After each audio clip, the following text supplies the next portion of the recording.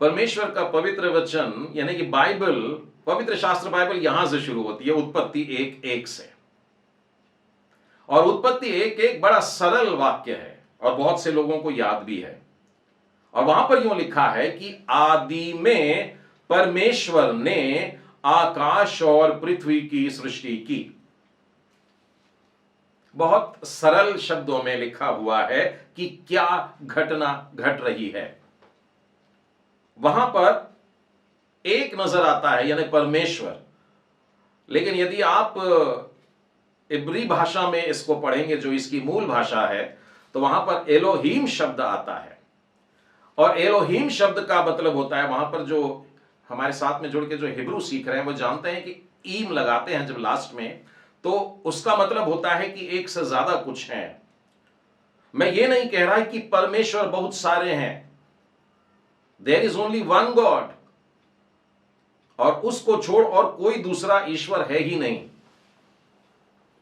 लेकिन परमेश्वर को जब हम देखते हैं तो वो कितना अद्भुत लगता है, कितना प्रेम से भरा लगता है, कितना कृपालु लगता है, कितना पवित्र लगता है, कितना मां के प्यार से भरा हुआ लगता है, कितना धर्मी लगता है, कितना न्यायी लगता है। उसके एक एक रूप को आप अगर गिनने के लिए बैठे तो कम से कम 100 तो ऐसे ही हो जाएंगे।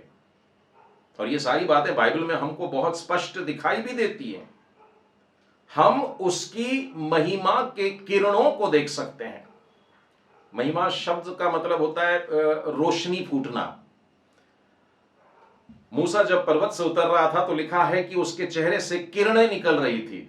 परमेश्वर महिमा में परमेश्वर के आमने सामने खड़े रह करके इतने दिन बताया, परमेश्वर की महिमा उसमें समाई और वो खुद भी ग्लो होने लगा। परमेश्वर की ओर जब हम देखते हैं तो वो ऐसा लगता है कि नहीं, वो एक छोटा सा व्यक्ति नहीं है जो एक शब्द या एक वाक्य में जिसकी पहचान कर दें। और सही मायने में कहें तो वो परमेश्वर पिता है, वो परमेश्वर पुत्र है और वो परमेश्वर पवित्र आत्मा है। इस विषय को लेकर के भी जवान बच्चों के हृदय में प्रश्न थे, उसके बारे में भी मैं बात करूंगा। तो यह वाक्य जब हम हिब्रू में पढ़ते हैं तो हिब्रू बाइबल में यूं इस तरीके से लिखा है कि बेरेशीत 12 एलोहीम, यानी बेरेशीत मतलब शुरुआत में, इन बिगिनिंग, और उसके बाद है शब्द 12। मैं हिंदी उच्चारण में बोल गया, उसके उच्चारण में हल्का सा फर्क पड़ता है, परंतु मुख्य बात यह है कि वो 12 शब्द जो हिब्रू में होता है उसका मतलब होता है कि उत्पन्न किया। मैं और आप अगर कुछ बनाना चाहते हैं, मान लो मैं बच्चों से कहता हूं कि सृष्टि बनाइए, नेचर की तस्वीर बनाइए, तो वो क्या करते हैं, एक ब्लैंक पेपर लेते हैं, एक ब्रश लेते हैं, स्केच पेन लेते हैं, कलर पेंसिल्स लेते हैं और इस प्रकार से बहुत सारी चीजों को लेकर के फिर वो ड्रॉ करना शुरू करते हैं। कुछ बच्चे पेंसिल वर्क करते हैं, फिर उसके बाद रंगीन करते हैं, बड़ा सुंदर बन करके आता है। लेकिन मैं यदि बच्चे के हाथ से कागज ले लूं और पेंसिल ले लूं और क्रेयॉन्स ले लूं और पेंट ले लूं, पानी ले लूं, सब कुछ ले लूं और मैं कहूं कि अब नेचर बनाओ, तो बच्चे कहेंगे नहीं अंकल, ऐसा होता ही नहीं है। परंतु 12 शब्द का मतलब होता है कि जहां कुछ भी नहीं था वहां से उसने उत्पन्न किया। जो विज्ञान जानते हैं वो लोग इस बात को, इस थर्मोडायनामिक्स में एक लॉ, सेकंड लॉ है, वो कहता है कि energy can neither be created nor destroyed. जो ऊर्जा होती है वो बनाई नहीं जा सकती है और नाश भी नहीं की जा सकती है। फिर उसके बाद एक मास एनर्जी रिलेशनशिप आया, E is equal to mc²। तो यही वाक्य बन गया कि मास एंड एनर्जी का जो संयुक्त जोड़ है, इसे बनाया नहीं जा सकता और इसे नाश नहीं किया जा सकता। लेकिन बाइबल वहां से स्टार्ट होती है जहां मनुष्यों का विज्ञान जाकर के रुक जाता है। मनुष्य कहता है you can't create anything out of nothing. जब आपके पास में कुछ नहीं दिया है तो आप कुछ नहीं बना सकते। लोग बीमारी के कीटाणु भी बनाते हैं, सुनने में आया, वायरसेस तैयार करते हैं, कंप्यूटर के भी वायरस तैयार करते हैं, लेकिन इन सब चीजों के लिए वो यहां से कुछ वहां से कुछ ऐसे ले लेकर के जोड़ जाड़ करके कुछ तैयार करते हैं। लेकिन 12 जो कहते हैं उत्पन्न करना कहते हैं, जीरो में से, मतलब कुछ भी नहीं था और वहां से तैयार करते हैं, वो परमेश्वर ने किया है। मैं और आप उस परमेश्वर को कह रहे हैं कि मैं विश्वास करता हूं मेरे उस परमेश्वर पिता पर जिसने स्वर्ग और पृथ्वी की रचना किया है। और फिर उसके बाद में हम आगे के प्रेरितों का विश्वास के वचन को बोलते हैं, पर पहले हम आरंभ कहां से कर रहे हैं? हम उस परमेश्वर के ऊपर विश्वास करते हैं। विश्वास करने के पहले तो यह जान जा कि तू उस व्यक्ति को देखा है, उस व्यक्ति को अनुभव किया है, उस व्यक्ति को अच्छे से पहचानता है, उस व्यक्ति के ऊपर भरोसा रखता है। और अगर ये सब बातों में से एक में भी आपने कहा नहीं, तो फिर विश्वास कैसा हुआ? इससे पहले कि मैं अपनी जुबान पे लाके बोलूं कि मैं विश्वास करता हूं सर्वशक्तिमान परमेश्वर पिता पर जो स्वर्ग और पृथ्वी का करता है, उसके बाद ही एकलौता पुत्र आएगा। लेकिन हमारा परमेश्वर वो परमेश्वर है, अद्भुत परमेश्वर है, मनुष्यों के विज्ञान से बहुत ऊपर है। हम लोग जमीन पर है और वो आसमान में। इतना अंतर है हमारे सोच विचार में और उसके सोच विचार में। उस परमेश्वर ने, एलोहीम ने बेरशीत में 12 किया। एलोहीम परमेश्वर ने, और मैंने आपको बताया कि परमेश्वर पिता ने, जब मैंने बच्चों से पूछा कि आप परमेश्वर को कितना जानते हो बताओ, तो बताया परमेश्वर ने दुनिया की सृष्टि की। मैंने कहा बहुत अच्छी बात है, फिर उसके आगे बताओ। तो अब क्या बताएं? उन्होंने प्रभु यीशु मसीह को भेजा और फिर प्रभु यीशु ने पवित्र आत्मा को भेजा और इन तीनों के बीच में कोई लिंक नहीं। फिर मैंने सीधा पूछा क्या पवित्र आत्मा ने क्रिएशन किया है? नहीं अंकल, कैसी बात कर रहे हो? अच्छा ठीक है, प्रभु यीशु ने क्रिएट किया? नहीं, नहीं किया। लेकिन बाइबल का पहला वचन बताता है यदि हम अपने परमेश्वर को जानते, उसको पहचानते, एलोहीम को अगर हम जानते हैं, तो ये जानेंगे कि परमेश्वर पिता और परमेश्वर पुत्र और परमेश्वर पवित्र आत्मा ने सृष्टि की रचना की है। मेरे साथ में आप निकाल सकते हैं इब्रानियों की पुस्तक और उसका 11वां अध्याय। अब 11वें अध्याय का पहला वचन तो आप लोगों को याद ही होगा, लेकिन मैं आपको तीसरा वचन पूछ रहा हूं। इब्रानियों 11 और उसका तीसरा वचन देखिए क्या लिखता है। विश्वास ही से हम जान जाते हैं कि सारी सृष्टि की रचना परमेश्वर के वचन के द्वारा हुई है। वचन कंप्लीट कर लेते हैं, वो आगे की बात भी बड़ी इंपॉर्टेंट है। यह नहीं कि जो कुछ देखने में आता है वह देखी हुई वस्तुओं से बना हो। From nothing he created everything. कुछ भी नहीं था और उसने उत्पन्न किया है, अपने वचन से उत्पन्न किया है। और यह परमेश्वर का अद्भुत तरीका, मनुष्यों का जहां पर मैंने आपसे कहा कि जहां वो अटक जाएगा, जहां रुक जाएगा और कहेगा नहीं इम्पॉसिबल, और थर्मोडायनामिक्स के लॉज बना के रख डाले हैं और उस लॉ को मान करके सारी दुनिया आज चल रही है। लेकिन परमेश्वर का विज्ञान बहुत दूर से चालू हो रहा है। From nothing he created everything. और हम नाप भी नहीं पाते हैं कितना भव्य, और लोग बताते हैं, साइंटिस्ट बताते हैं ये तो फैलता ही जा रहा है, बढ़ता ही जा रहा है। तो परमेश्वर पिता ने ये सारी सृष्टि की रचना बोल करके की है और कुछ नहीं में से सारा कुछ बनाया है। उसी तरह से एक और वचन निकालेंगे कुलूसियों के नाम पौलुस प्रेरित की पत्री और उसका पहला अध्याय, हाँ, और उसके 15वें वचन और आगे भी देख लेंगे 15-16। वह तो अदृश्य परमेश्वर का प्रतिरूप और सारी सृष्टि में पहलोठा है। किसके बारे में बात चल रही है? प्रभु यीशु के बारे में। अगर आपको डाउट है तो मैं ऊपर का एक वचन और पढ़ लेता हूं। उसी ने हमें अंधकार के वश से छुड़ाकर अपने प्रिय पुत्र के राज्य में प्रवेश कराया, जिससे हमें छुटकारा अर्थात पापों की क्षमा प्राप्त होती है। तो ठीक है, 13 और 14 वचन से स्पष्ट हो गया है कि हम प्रभु यीशु ख्रिस्त के बारे में बात कर रहे हैं।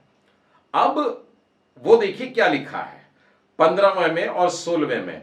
वह तो अदृश्य परमेश्वर का प्रतिरूप और सारी सृष्टि में पहलोठा है, क्योंकि उसी में सारी वस्तुओं की सृष्टि हुई, स्वर्ग की हो अथवा पृथ्वी की, देखी हो या अनदेखी, क्या सिंहासन, क्या प्रभुताएं, क्या प्रधानताएं, क्या अधिकार, सारी वस्तुएं उसी के द्वारा और उसी के लिए सृजी गई।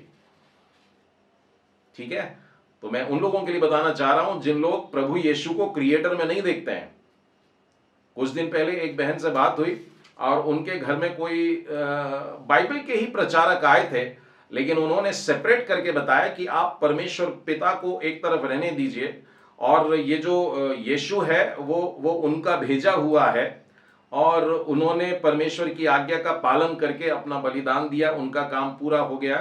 अब आपको उस परमेश्वर के पास में जाना है, तो आपके लिए ये व्यक्ति जो मर गया कुछ नहीं है। उन्होंने प्रभु यीशु के लिए कहा वो तो पैदा हुआ था और वो मर गया, वो कुछ नहीं है। मसीह परिवारों में भी यदि हम बाइबल का ज्ञान कम रखते हैं तो लोग आकर के हमको रौंद देते हैं। अंतिम दिनों में झूठे शिक्षक खड़े हो जाएंगे। सतर्क रहना और परमेश्वर से यह गिफ्ट मांगना है हमको कि आत्माओं की परख रहे। बाइबल हमको बता रही है कि एलोहीम ने जब आरंभ में सृष्टि की रचना किया था, उत्पन्न शब्द है, उत्पन्न किया था, तो देखिए वहां पर कौन है, लिखा है प्रभु यीशु भी वहां पर है, और बहुत क्लियरली लिखा है कि सारी वस्तुएं उसी के द्वारा। किसकी बात कर रहे हैं? प्रभु यीशु मसीह की हम बात कर रहे हैं, जिसे हम लोग परमेश्वर पुत्र कहते हैं। हम लोग सोचते हैं कैसा दर्जा रहेगा, कौन ऊपर और कौन नीचे, लेकिन बाइबल हमको एक परमेश्वर बताती है जिसे हम परमेश्वर पिता, परमेश्वर पुत्र और परमेश्वर पवित्र आत्मा में देखते हैं। एक और वचन निकालिएगा भजन संहिता में से, और उसका 104 और उसके 30वें वचन को मैं पढ़ता हूं। फिर तू अपनी ओर से सांस भेजता है और वे सिरजे जाते हैं। अगर अंग्रेजी बाइबल में आप इसे देखेंगे, then he sends forth his spirit and then they are created. तो परमेश्वर का आत्मा है। यदि आप उत्पत्ति को भी बड़े ध्यान से पढ़ें तो वहां पर हमको दूसरे वचन में मिल जाता है कि परमेश्वर का आत्मा मंडराता था। इससे पहले कि क्रिएशन के शब्द निकलते, परमेश्वर आत्मा। तो हमें जो पहचान हो रही है वो परमेश्वर जो सृष्टिकर्ता परमेश्वर है, जो पहले से था और अभी भी है और रहेगा, जिसकी ना तो कोई शुरुआत और ना कोई अंत। और हम प्रभु यीशु में भी यही देखते हैं, जिसने मनुष्यों के उद्धार के लिए अपना लहू बहाया, उसके लिए लिखा है उसी के द्वारा सब कुछ उत्पन्न हुआ। और यहां पर हमें मिलता है भजन संहिता में कि परमेश्वर के आत्मा के द्वारा सारी बातें सृजी जाती हैं। तो हमने परमेश्वर शब्द का अर्थ जाना, जो हिब्रू भाषा में एलोहीम शब्द है, जो क्रिएट कर रहा है, जो उत्पन्न कर रहा है, जो कुछ नहीं में से तैयार कर रहा है। एक बार मैंने यही प्रश्न है, वही जवान ग्रुप जिसकी बात मैं कर रहा हूं उन्हीं के साथ बैठा और पूछ रहा था। देखिए जवान है, छोटे बच्चे नहीं है। छोटे बच्चों को जब पूछते हैं परमेश्वर ने क्या क्या बनाया बताओ, तो बच्चे बड़े सीरियली स्टार्ट कर देते हैं। लेकिन बड़े बच्चों ने स्टार्ट किया, परमेश्वर ने दुनिया बनाया। अच्छा, दुनिया में क्या क्या बनाया? तो बोले पहाड़ बनाए, नदी बनाए। फिर मैंने पूछा और क्या बनाए? और उसने मछली बनाए हैं, पक्षी भी बनाए हैं। मैंने कहा बहुत अच्छी बात है, और क्या बनाया? तो सोच के बताया, अरे हाँ चौपाई भी बनाए हैं, मतलब पालतू जानवर भी बनाए हैं, जंगली जानवर भी बनाए हैं, और अंकल रेंगने वाले भी तो परमेश्वर ने ही बनाया है। मैंने कहा और क्या बनाया? तो बड़े सीना ठोक के बोले, यस अंकल हमको मालूम है आप क्या बोल रहे हैं, परमेश्वर ने इंसान को बनाया है। मैंने बोला और क्या बनाया है? सोच में पड़ गए। फिर बोले हाँ याद आ गया, परमेश्वर ने विश्रामवार को भी बनाया है। हम लोगों के लिए आराम करने का दिन रहता है ना अंकल, विश्रामवार को भी बनाया है। मैंने कहा और क्या बनाया है? नहीं अंकल, क्रिएटर गॉड में तो बस इतनी ही बातें हैं। मैंने बोला सोच के बताओ और क्या क्या बनाया है। अब मैं जवान लोग से बात कर रहा था। मैं आप लोगों को एक क्लू देता हूं। सबोपदेशक की पुस्तक और उसके 12वें अध्याय का पहला वचन निकाल ही लेते हैं हम लोग, नहीं क्या? सबोपदेशक की पुस्तक, उसका 12वां अध्याय और उसका पहला वचन। बहुत से लोगों को याद होगा, किसी किसी को अधूरा याद है। अपनी जवानी के दिनों में अपने सृजनहार को स्मरण रख, कॉमा, मैंने आधा वचन पढ़ा है फिलहाल। यहां पर परमेश्वर का वचन जवानों को कह रहा है। मैं फिर से एक बार आप लोगों को आग्रह करता हूं कि अपने परिवार के साथ में बाइबल स्टडी के लिए बैठिएगा। आपके घर में अगर छोटे बच्चे हैं उनको भी ले बुला लीजिएगा, क्योंकि मैं कुछ कुछ बातें बहुत छोटे बच्चों के लिए भी कहने वाला हूं और जवानों के लिए भी कह रहा हूं और सबके लिए। बाइबल यहां पर कह रही है अपने जवानी के दिनों में। कब? जवानी के दिनों में। यह वो समय है जब एक व्यक्ति, चाहे वो युवक हो या युवती हो, वो परमेश्वर को छोड़ करके अपने आप पर भरोसा रखना सीखता है। गलत काम कर रहा है, उसको समझता है कि मैं सशक्त हूं, मैं बलवान हूं, मैं बुद्धिमान हूं, मैं कर सकता हूं, मैं कर सकती हूं। लेकिन ऐसे समय में शैतान बहुत पास आके खड़ा हो जाता है। टेम्पटेशंस बिल्कुल फटाफट आते हैं। जवानी के समय में क्यों आते हैं? छोटा बच्चा पूरी तरह से निर्भर रहता है मां बाप के हाथ में, और चलते चलते बुजुर्ग बन जाते हैं हम लोग, जो परमेश्वर के वचनों से इतना निचोड़ के अपने आप को भर लेते हैं कि सारी बातों से सतर्क रहते हैं, बच जाते हैं, और अपने अपने अनुभवों से हम जवानों को भी बताना चाहते हैं। लेकिन बाइबल जवानों के लिए कह रही है अपने जवानी के दिनों में अपने सृजनहार को स्मरण रख। तो सृजनहार कौन है? सृजनहार का मतलब होता है क्रिएटर। अब तुम क्रिएटर गॉड को अगर ये कह रहे हो कि उसने सूरज बनाया, चांद बनाया, तारे बनाया, पहाड़ बनाया, नदी बनाया, पक्षी बनाया, मछली बनाया, जानवर बनाया, सांप बनाया, बिच्छू बनाया, इंसान बनाया, विश्रामवार बनाया, फुल स्टॉप, तो कुछ भी नहीं जाने। अपने सृजनहार को स्मरण रख, आगे का वचन है, इससे पहले कि तेरा बुढ़ापा आ जाए। बाइबल के शब्द वास्तव में जो लिखे हैं वो ऐसे हैं, इससे पहले कि विपत्ति के वे दिन आए और वे वर्ष आए जिनमें तू कहे कि मेरा मन इनमें नहीं लगता। बहुत से लोग बुढ़ापे की तरफ जाने के बाद में बड़ी निराशा का जीवन जीते हैं। निराशा इसलिए क्योंकि वो परमेश्वर के वचनों को सुनाना चाहते हैं पर उनकी आवाज नहीं निकलती। वो दौड़ दौड़ कर दूर दूर जाना चाहते हैं पर जा नहीं सकते। कर कौन सकते हैं? जवान लोग।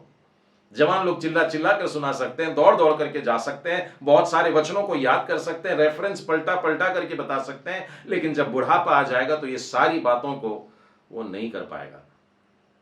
इसलिए बाइबल जवानी के दिनों में ही कह रही है अपने सृजनहार को स्मरण रख। ध्यान दीजिएगा, सृजनहार परमेश्वर को।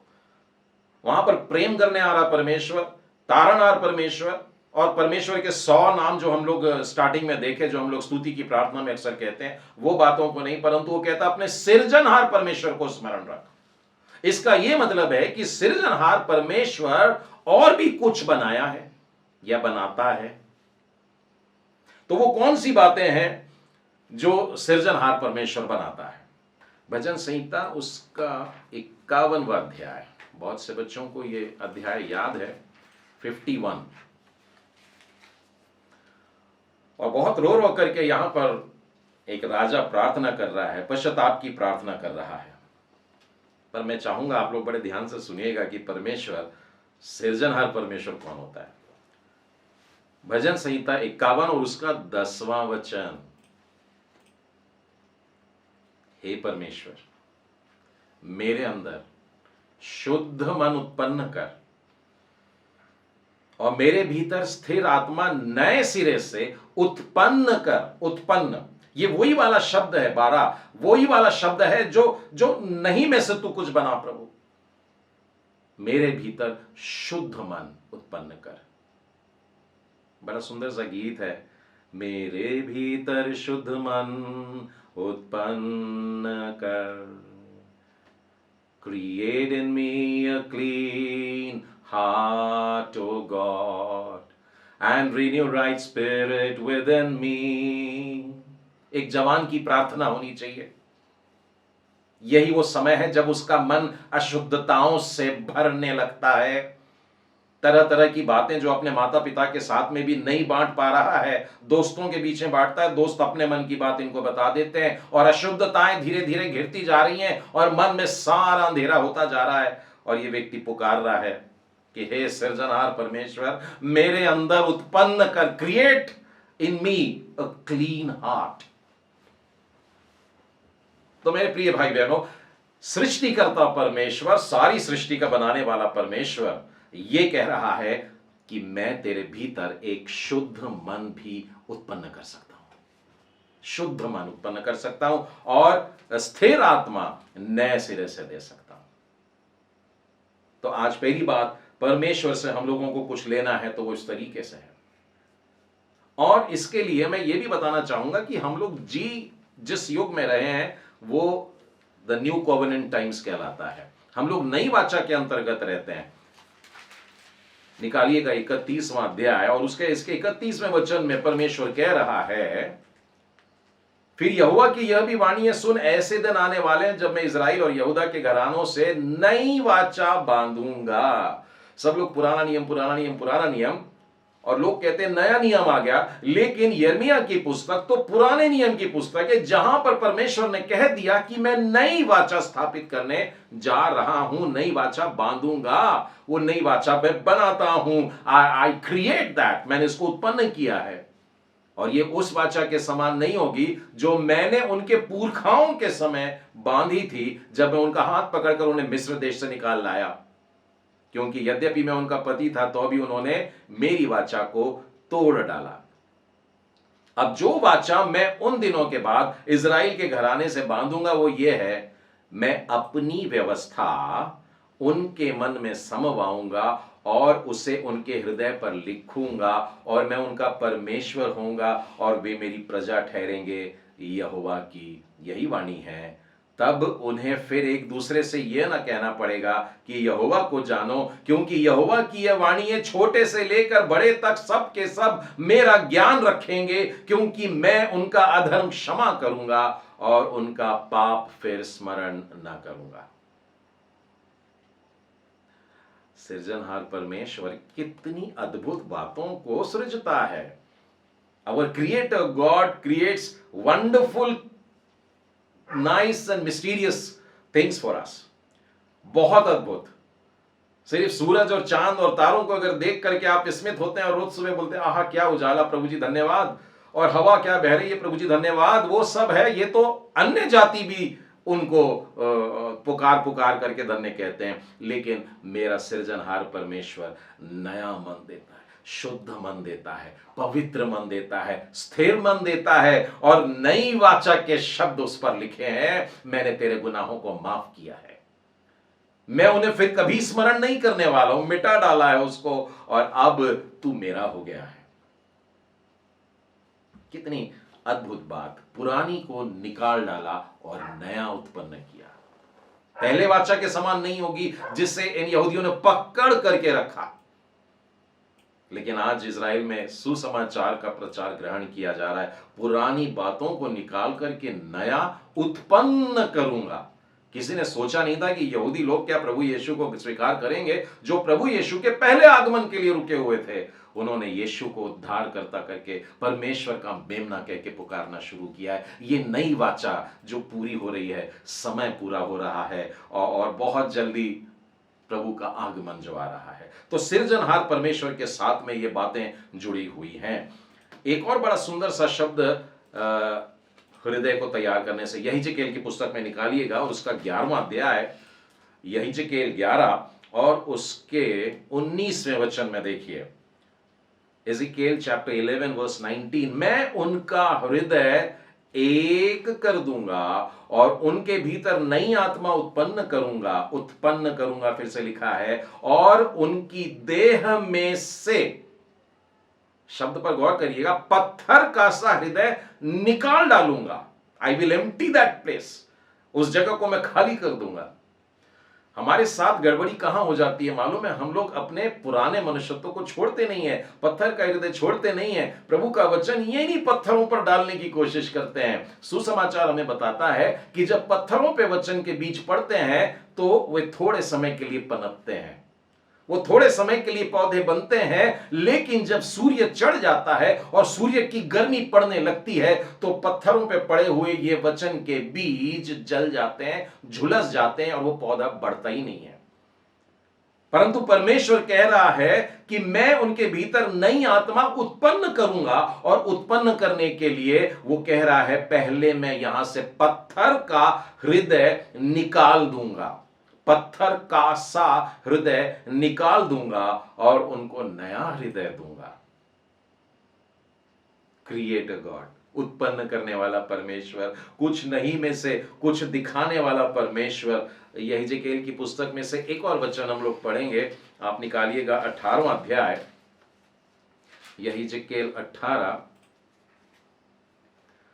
और उसके 31 में यही लिखा है, अपने सब अपराधों को जो तुमने किए हैं दूर करो, अपना मन और अपनी आत्मा बदल डालो। हाँ, उसी के ऊपर नहीं पहनने का है। अगर नहाए नहीं है तो आप सफेद कपड़े पहन लीजिए, साफ सुथरे कपड़े पहन लीजिए, आपको 1-2 घंटे तक लोग समझेंगे कि बहुत साफ सुथरे हैं, लेकिन अंदर से वो बदबू बाहर के कपड़ों में आने लगेगी। परमेश्वर हमसे कह रहा है कि पुराना वाला दूर कर देने का है और नया वाला लेने का है, जो परमेश्वर दे रहा है, उत्पन्न करने वाला परमेश्वर हमको प्रदान कर रहा है। तो हमारा सृष्टिकर्ता परमेश्वर ये सारी सृष्टि को छोड़ करके भी कुछ अदृश्य बातों को भी उत्पन्न करता है जो आज मेरे लिए जरूरी हैं। मेरे भीतर शुद्ध मन उत्पन्न कर। प्रत्येक जवान की प्रार्थना प्रतिदिन सुबह उठ करके पहली प्रार्थना इस प्रकार से पश्चातापी हृदय के साथ में दाऊद जैसा रो रो करके प्रार्थना किया, उस रीति से जवान भी खड़े होकर के प्रभु के सामने प्रार्थना करें, प्रभु जी मेरे अंदर एक शुद्ध मन दीजिए, क्योंकि आप एक सृष्टिकर्ता परमेश्वर है। मैं अपने जवानी के दिनों में अपने सृजनहार को रोज याद करूंगा कि प्रतिदिन उसे पुकारूंगा और कहूंगा कि हे प्रभु मेरे अंदर एक शुद्ध मन दे। मेरा पत्थर का सा हृदय, मैं नहीं सुनता हूं, मैं आपकी नहीं सुनता, मैं पास्टर की नहीं सुनता, मैं अपने माँ बाप की नहीं सुन रहा, मैं किसी का आदर नहीं करता, क्योंकि मैंने अपने जवानी में अपने सृजनहार की तरफ नहीं देखा।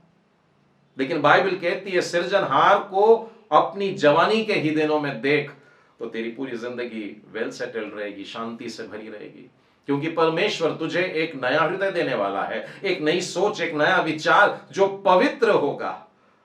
जब तू शुद्ध होगा, तेरा मन शुद्ध होगा, तेरे विचार शुद्ध होंगे, तेरी नजरें शुद्ध होंगी और तेरे कान और तेरी बोली बड़ी प्यारी होगी। ए जवान, जवानी के दिनों में अपने सृजनहार परमेश्वर को स्मरण रख।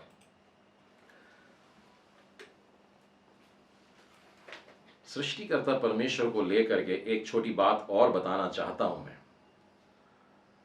कई बार लोग ये प्रश्न पूछते हैं कि ब्रदर परमेश्वर ने दुनिया बनाया, ठीक है मान लेते हैं, परंतु ये तो बताइए कि परमेश्वर ने दुनिया को बनाया क्यों?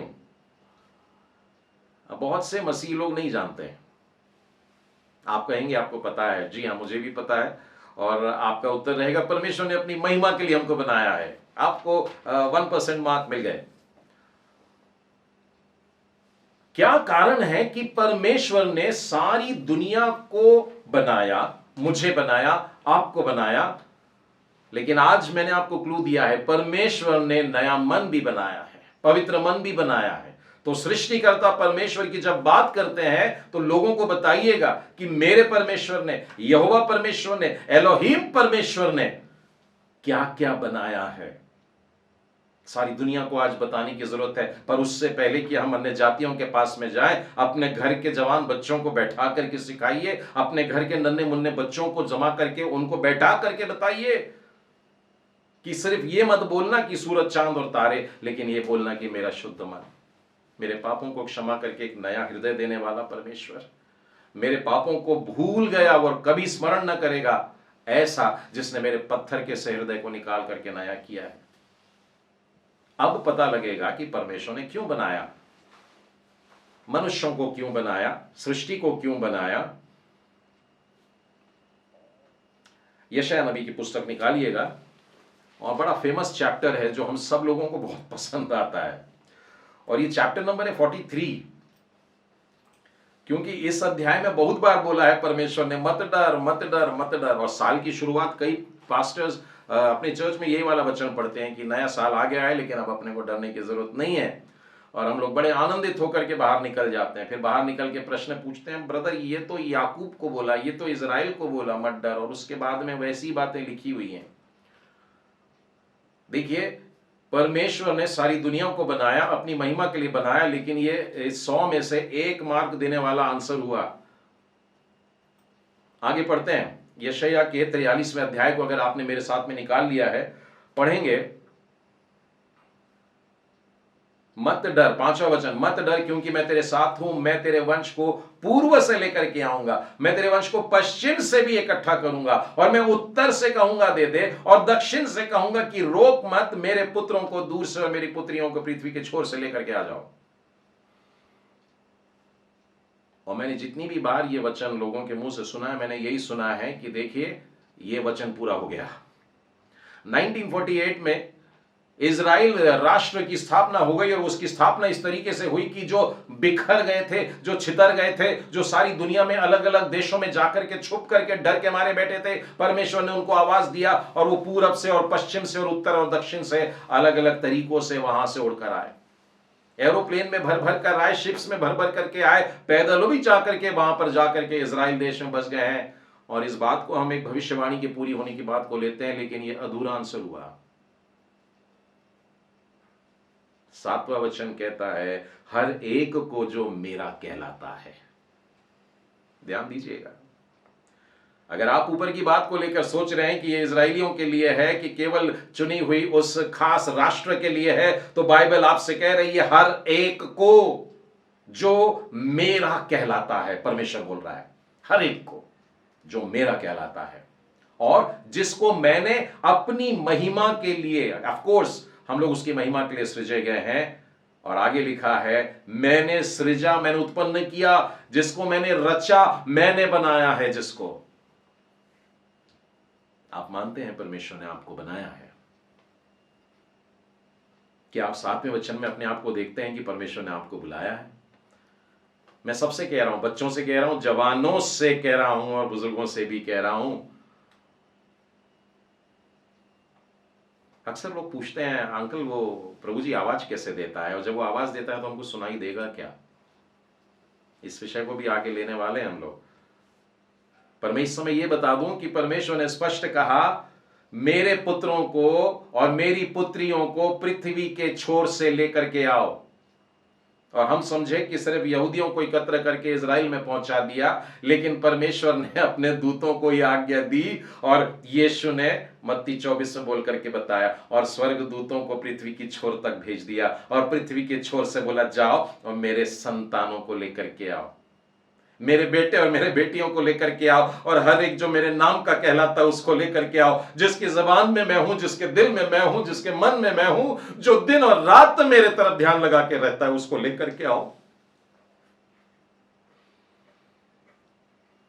हर एक को बोला उसने, एक भी नहीं छूटेगा। आप ऐसा सोचना मत कि हजारों की भीड़ में मैं अकेला कहां, प्रभु जी के स्वर्गदूत क्या मुझको उठाएंगे? करोड़ों के बीच से वो एक को उठा लेता है। 100 की भीड़ चल रहा था साथ लेके, एक गुम गई, वो एक को लेने के लिए आता है। भीड़ में से एक जक्कई को पुकार लेता है।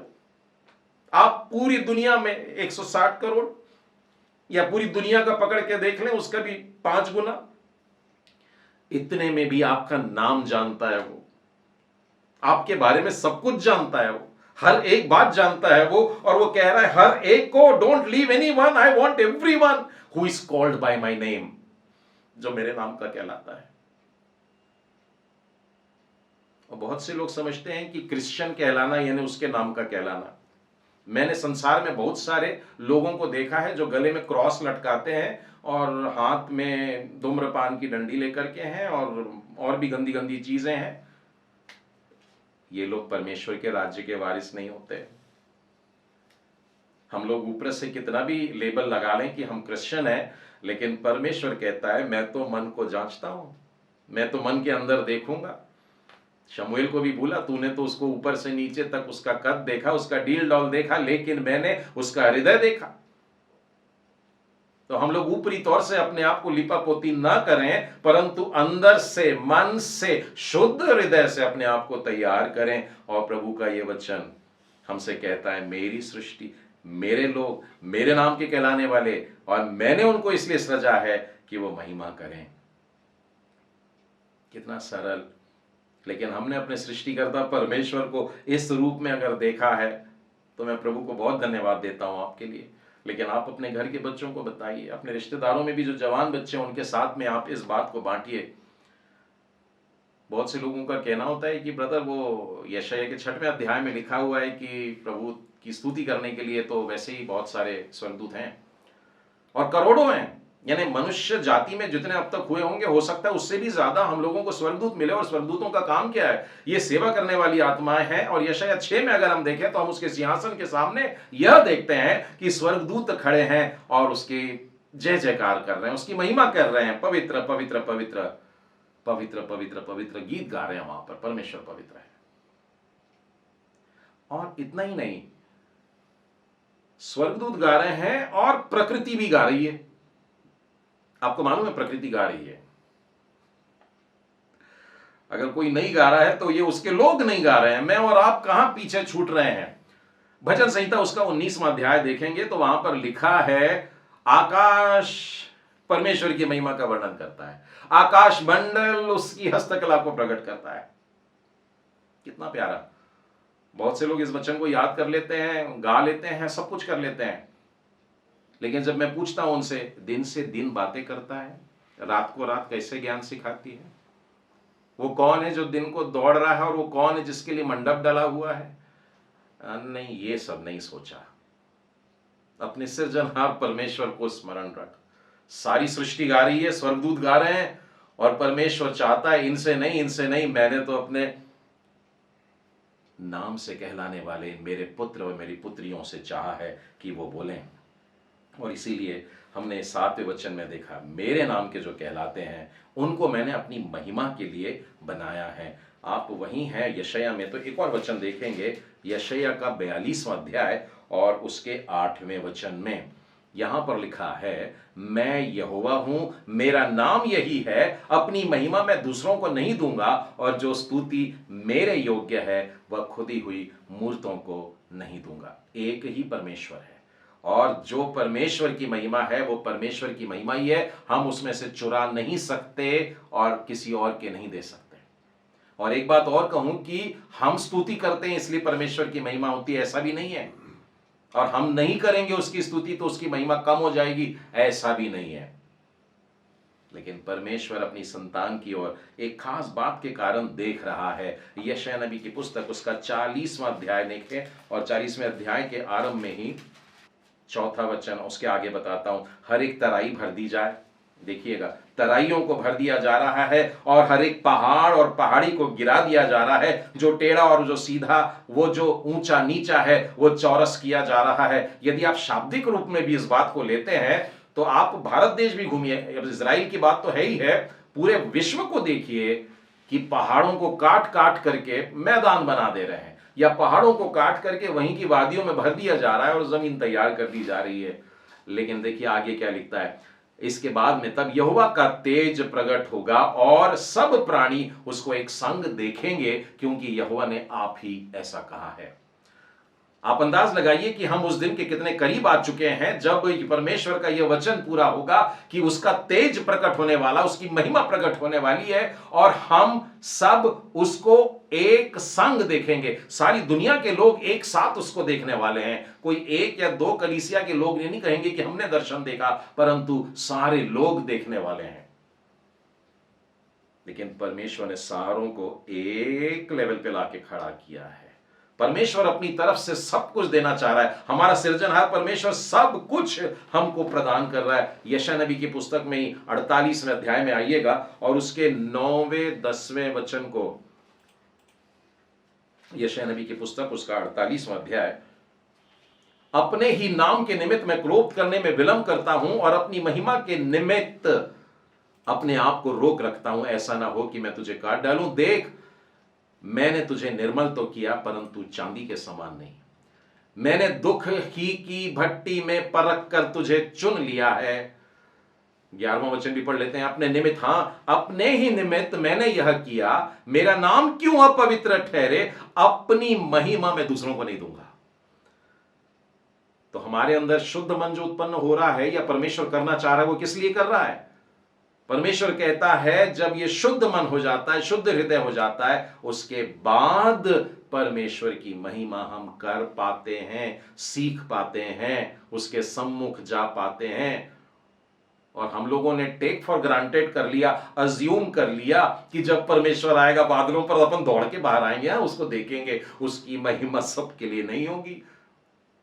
बाइबल कह रहा है कि तेरे अंदर शुद्ध मन उत्पन्न हुआ है क्या? पहले देख कि तेरे सृजनहार परमेश्वर ने तेरे सारे गुनाहों को माफ कर दिया। और यहां पर लिखा है तुझे शुद्ध करने के लिए मैंने तुझे दुख की भट्टी में से गुजारा है। अब देखिए, आप में से काफी अनुभवी लोग हैं, यहां पर मुझसे भी उम्र में बड़े लोग हैं। परमेश्वर हमको कई बार ऐसी दुख की बात में डाल देता है कि वो हमको दुख की भट्टी नजर आती है। लेकिन आज ये वचन आपके लिए बड़ी आशीष का वचन है। परमेश्वर का वचन कह रहा है मैंने दुख की भट्टी में तपाकर तुझको शुद्ध बना दिया है। अब मैंने तेरे को चुन लिया है, लिखा है, परख लिया, देख लिया, टेस्ट कर लिया, 100% गुड निकला। अब मैंने चुन लिया ताकि तू मेरी महिमा देख सके। जिस दिन मैं आऊंगा तू मुझको देख सकेगा। एलिया जब ऊपर जा रहा था, एलीशा ने उससे बहुत बड़ी बात मांग ली। एलिया ने कहा नहीं, इतनी बड़ी बात मेरे को नहीं मालूम, मैं दे सकता हूं कि नहीं दे सकता हूं, पर ठीक है, अगर तू मुझको जाता हुआ देख लेगा, मतलब वो महिमा में चित्र तेरी आंखों से तू देख लेगा, तो तुझको मिल जाएगा। मैं और आप अगर परमेश्वर को बादलों पर आता हुआ देखना चाहते हैं, परमेश्वर हमको उठा कर ले जाए देखना चाहते हैं, उसके महिमा में सिंहासन के सामने, उसके सामने खड़े रहना चाहते हैं, तो क्या हमने क्वालिफाई किया है? क्या हम उसकी परमेश्वर की महिमा को देखने के योग्य है? आज आप जिस दुख की भट्टी से गुजर रहे हैं, परमेश्वर को उसके लिए धन्यवाद दें। आप बहुत रो रहे हैं, शायद आप मन से बहुत दुखी हैं, आप शरीर की किसी बीमारी से भी लड़ रहे हो सकता है, लेकिन परमेश्वर आपके बहुत पास में खड़ा है। जब इसमें से निखर जाओगे आप, मतलब इसमें से जब परख करके बाहर निकलोगे, आपके धैर्य को देख लिया परमेश्वर ने, हाँ ये मेरे लायक है, हाँ ये मेरा बच्चा है। अब्राहम को बोला, अब्राहम रुक जा, मत मार, अपने बच्चे को बलिदान मत कर, मैंने देख लिया तो मुझसे बहुत प्यार करता है। यह होता है चुन लेना। परमेश्वर ने मुझको और आपको दुख की भट्टी में डाल करके चुन लिया है ताकि उसकी महिमा करने के लिए हम स्वर्ग राज्य में उसके सामने खड़े रहें। सृजनहार परमेश्वर। एक दो वचन और मैं आप लोगों को बताना चाहता हूं, बहुत जरूरी है। उन 50वें अध्याय के 3 वचन को देखते हैं। और मुझसे कहा, तू मेरा दास इस्राएल है, मैं तुझ में अपनी महिमा प्रकट कर रहा हूं।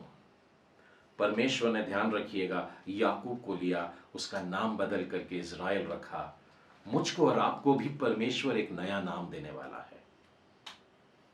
इस विषय में हम लोग अगली बार थोड़ा सा और ज्यादा देखेंगे, लेकिन मैं बताना चाहता हूं परमेश्वर की नजर है आप पर। आप आज इस बाइबल स्टडी क्लास में बैठे, ये भी परमेश्वर ने अपनी पुस्तक में लिख करके रखा है, एक एक के नाम को लिख करके रखा है। आज मेरे इस बच्चे ने, आज मेरे इस बेटे ने, आज मेरी इस बेटी ने मेरे वचन को सुना है।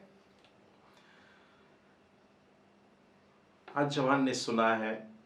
आज जवान बच्चा घर में नहीं है, पर जब लौट के आएगा तो माँ बाप ने सोचे हैं कि हम अपने जवान बच्चे को बताएंगे सृजनहार परमेश्वर तेरे अंदर क्या रचना चाहता है, क्या उत्पन्न करना चाहता है। यशायाह नबी की पुस्तक, उसका 60वां अध्याय निकालिएगा, बड़ा फेमस चैप्टर है। उठ प्रकाश मानो, क्योंकि तेरा प्रकाश आ पहुंचा है और यहोवा का तेज तुझ पर उदय हुआ है। मतलब यहोवा की महिमा की रोशनी अब तुझ पर पड़ रही है, मतलब तू परमेश्वर के प्रेजेंस में आने लगा है। दूसरा वचन देखिएगा, देख पृथ्वी पर तो अंधियारा और राज्य राज्य के लोग पर घोर अंधकार छाया हुआ है, परंतु तेरे ऊपर यहोवा उदय होगा। ये यहोवा की महिमा है, परमेश्वर की महिमा है जो कुछ लोगों पर दिख रही है। सारी दुनिया में अंधेरा है, पर तेरे ऊपर उजाला रहेगा। तेरे आजू बाजू के 100 लोगों पर अंधेरा है, पर तेरे पे उजाला रहेगा। ये सब संभव है क्या? हाँ संभव है। इजरायली लोग जब मिस्र से निकलने वाले थे तो वो फिरौन मान ही नहीं रहा था। एक के बाद एक विपत्तियां, उसमें से एक विपत्ति यह भी थी कि मिस्र देश पर अंधकार छा गया, और मिस्र देश पर इतना भयानक अंधकार था कि वो अपनी जगह से उठ भी नहीं रहे थे। घोर अंधकार। लेकिन इजरायलियों के खेमे में उजाला था। ये परमेश्वर की महिमा है जो अपने लोगों के लिए रखता है, मैं तुमको छुड़ाने के लिए आता हूं। मुझको और आपको बुलाहट है उसके साथ खड़े रहने के लिए, और इसलिए वो कहता है उठ जा और प्रकाश मानो तेरा प्रकाश आ रहा है, तेरी महिमा आ रही है। अब मैं ये कारण बताने जा रहा हूं बिल्कुल थोड़े से समय में कि परमेश्वर ने मनुष्यों को क्यों सृजा है। क्या महिमा पर्याप्त नहीं थी जो नेचर कर रहा था, जो सृष्टि कर रही थी, जो स्वर्गदूत कर रहे थे, क्या ये पर्याप्त नहीं? इसके लिए मैं आपको 61वें अध्याय में लेकर के चलता हूं, और यशायाह नबी की पुस्तक उसका 61वां अध्याय जो है, ये वही अध्याय है जो प्रभु यीशु ने अपनी सेवकाई के आरंभ में, जब वो सिनागॉग में गया, मंदिर में गया, और मंदिर में उसे यशायाह नबी की पुस्तक दी गई, और वो स्क्रॉल को रोल करते हुए 61वें अध्याय पर आया, और उसने कहा प्रभु यहोवा का आत्मा मुझ पर है, क्योंकि यहोवा ने सुसमाचार सुनाने के लिए मेरा अभिषेक किया। मेरे ख्याल से काफी लोगों को याद है, नहीं क्या? मैं इसको थोड़ा सा अलग तरीके से पढ़ता हूं। प्रभु यहोवा की महिमा का तेज मुझ पर आ चुका है, क्योंकि यहोवा परमेश्वर ने मुझ सुधांशु को सुसमाचार सुना करके उसकी महिमा करने के लिए ठहराया है। उसने मुझे इसलिए भेजा है कि मैं खेदित मन के लोगों को शांति देकर परमेश्वर की महिमा करूं, कि मैं बंदियों के लिए स्वतंत्रता की बात सुना करके परमेश्वर की महिमा करूं, और मैं कैदियों के लिए छुटकारे का प्रचार करके परमेश्वर की महिमा करूं, कि मैं यहोवा के प्रसन्न रहने के वर्ष का प्रचार करके प्रभु की महिमा करूं, और उसके आने वाले न्याय के बारे में उस दिन का प्रचार करके परमेश्वर की महिमा करूं। मैं सारे विलाप करने वालों को शांति दे दे करके परमेश्वर की महिमा करूं। परमेश्वर ने, ठीक है आगे देख लेते हैं। देखिए उसने कहा, और सियोन के विलाप करने वाले के सिर पर के राख को दूर करके सुंदर पगड़ी बांध दूं, कि उनका विलाप दूर करके हर्ष का तेल लगाऊं, और उनकी उदासी हटाकर यश का ओढ़ना ओढ़ाऊं, जिससे वे धर्म के बांझ वृक्ष और यहोवा के लगाए हुए कहलाएं, और जिससे उसकी महिमा प्रकट हो। आप इफिसियों की पत्री में देखिएगा, मुझको और आपको प्रभु ने उसकी महिमा के लिए बुलाया, और प्रभु यीशु ने अपने जीवन के लिए भी यही कहा कि मैं तो उसकी महिमा कर रहा हूं, और हमें भी यही कहा, मेरे पिता की महिमा इसी से होती है कि तुम बहुत सा फल लेकर के आओ। कहने का मतलब परमेश्वर अपने बेटे के द्वारा भी बताता ही रहा कि तुमको मैंने किस लिए बनाया है। जितनी बातें प्रभु यीशु के लिए भविष्यवाणी के रूप में यशायाह नबी की पुस्तक में लिखी है, ये सारी बातें यीशु में दिखाई दी। इसका मतलब प्रभु यहोवा का आत्मा मुझ पर है, प्रभु यहोवा का तेज मुझ पर है, प्रभु यहोवा की रोशनी मुझ पर है, और मैं उससे प्रतिबिंबित करता हूं। I reflect the rays of his glory. मुझे और आपको उसकी महिमा करने के लिए सीखना नहीं है, क्रिएटर गॉड के पास में जाकर सिर्फ यही कहना है, हे सृजनहार परमेश्वर मेरे भीतर शुद्ध मन उत्पन्न कर। और जब आप उत्पन्न हो जाने के बाद में, नया मन उत्पन्न हो जाने के बाद में, पवित्र हृदय पाने के बाद में, जब उसके सम्मुख खड़े रहते हैं, परमेश्वर की तेज की रोशनी, महिमा की रोशनी आप पर पड़ती है, और वो रिफ्लेक्ट होती है, और सारी दुनिया वैसे ही देखती है।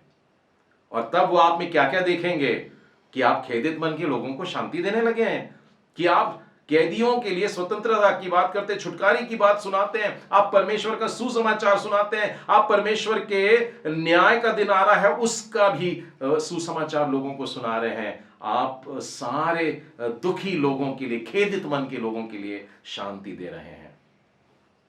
सचमुच में प्रभु ने मुझे और आपको इसीलिए तैयार किया। यशायाह नबी की पुस्तक, एक आखिरी वचन बताना चाहूंगा, आखिरी अध्याय में आइएगा, यशायाह नबी की पुस्तक उसका 66वां अध्याय और उसका पहला और दूसरा वचन।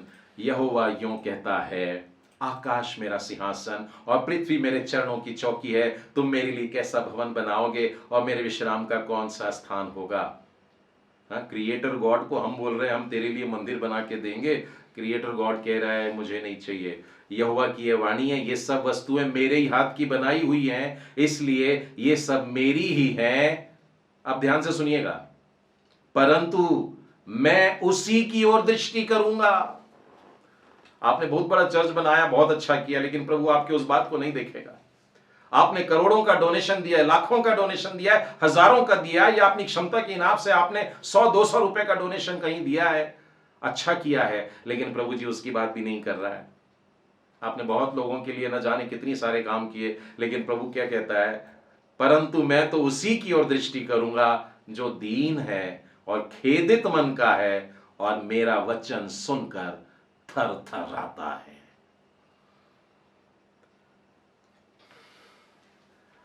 आज भी परमेश्वर ऐसे लोगों को खोज रहा है, और आज की शाम आप मिल गए और परमेश्वर आपको पाकर के बहुत आनंदित है। पर क्या यही बात आपके लिए मैं बोल सकता हूं परमेश्वर को कि प्रभु जी, आज वचन के सुनने वाले भी आपको पाकर के आनंदित हैं। हम दीन होते हैं, हम रोते हैं, हम गिड़गिड़ाते हैं प्रभु जी कि हमें शुद्ध मन दीजिए। आज हम रो करके दाऊद के समान विनती करते हैं, हमें क्षमा करिए, एक नया मन दीजिए, हमारे गुनाहों को दूर कर दीजिए प्रभु, अपने पीठ के पीछे फेंक दे, उसे समुद्र में दफन कर दे प्रभु, पूरब से पश्चिम जितनी दूर है उतने दूर कर दे प्रभु, क्योंकि आपके वचन में आपने हमारे लिए ऐसा ही कहा है। और आपका वचन कहता है जो मेरा वचन सुन करके थर थर आता है। प्रेमी परमेश्वर पिता, आपके वचनों को हमने कई बार टेक फॉर ग्रांटेड ले लिया। हमको लगा हम मसीह परिवार में पैदा हो गए, संडे को चर्च जाते हैं तो हम सीधे स्वर्ग जाएंगे, लेकिन आपने अपने वचनों में बताया है नहीं। परमेश्वर पिता को धन्यवाद दें, और अपने घर में अपने जवान बच्चों को विशेष करके ये वचनों को जरूर से बांटें। आइए हम लोग प्रार्थना करेंगे। सर्वशक्तिमान प्रेमी परमेश्वर पिता, अद्भुत परमेश्वर, प्रेम करने वाले परमेश्वर, सिरजनहार परमेश्वर, तू एक नया मन सिरजता है, तू नया मन तैयार करता है, तू पत्थर का हृदय निकाल कर फेंक सकता है प्रभु, बशर्ते हम तेरे आप सामने आए और तुझसे कहे कि प्रभु मैं तेरे पास आया हूं, मैं तेरे पास आई हूं, तेरा अनुग्रह मुझ पर हो, तेरी दया मुझ पर हो। मैं जब दुख से गुजर रहा था, मैं जब परेशानी से गुजर रही थी, मैंने तुझे ही बोल दिया प्रभु ये पाप भी माफ कर। मैं धैर्य से इस परीक्षा में से निकलूंगा, मैं अपनी दुख की भट्टी में से तप करके शुद्ध होकर के निकलूंगा। और आपके वचन में आपने कहा मैं चुन लूंगा तुमको, क्योंकि तुम मेरे वचन के कारण थर थर आते हो। हे प्यारे प्रभु जी, जिस तरीके से प्रभु यीशु ने परमेश्वर का पूरा स्वभाव दुनिया को दिखाया, हम भी प्रभु जी आपके सामने खड़े रहें, 24 घंटे पाए जाएं, ताकि आपका स्वभाव सारी दुनिया हम में देख सके। हम केवल प्रतिबिंबित करेंगे प्रभु, हम केवल रिफ्लेक्ट करेंगे प्रभु, पर यह तभी संभव है जब हम आपके सामने खड़े रहेंगे। आपने हमें अपनी संतान बनाया है और आपने आज्ञा दी है अपने स्वर्गदूतों को कि जाओ और पृथ्वी के कोने कोने से मेरे नाम से कहलाने वाले हर एक बेटे और बेटी को लेकर के आ जाओ। प्रभु जी, हम छूट ना जाएं, इसके लिए आपके पास में विनती करते हैं, आज के दिन हमें क्षमा करिए प्रभु। हे दयालु परमेश्वर पिता, इस फेलोशिप में जितने भी प्रियजन आज इसी बात को लेकर के गिड़गिड़ा कर आपसे एक नया मन मांग रहे हैं, एक शुद्ध मन मांग रहे हैं, प्यारे प्रभु जी, आज की शाम, आज की इस रात में आप उनके हृदय में एक शुद्ध मन उत्पन्न करिए। हे दयालु परमेश्वर, उनके जिंदगी के सारे अंधेरों को दूर करिए, सारे दुखों को और सारी शैतानी बातों को उनके जिगर से, उनके परिवार से, उनके जीवन से दूर कर दीजिए। प्यारे प्रभु, आप अपना घर उसके अंदर बनाइए, उनके परिवार में आप रहें। प्यारे प्रभु, ऐसी आशीष और कृपा हर एक जो आपसे इस समय मांग रहा है उनको प्रदान कर दीजिए प्रभु। फिर एक बार जब हम मिलते हैं प्यारे परमेश्वर पिता, अपने वचनों से हमें आज की तरह तृप्त करिए और हम आपके नाम का जय जयकार कर सकें। ऐसा उस दिन भी होने दीजिए जिस दिन आप बादलों पर आते हैं, कि हम आपकी महिमा को देख सके। उद्धारकर्ता प्रभु यीशु मसीह के नाम में ये प्रार्थना करते हैं, इसलिए सुनो ग्रहण कर, आमीन।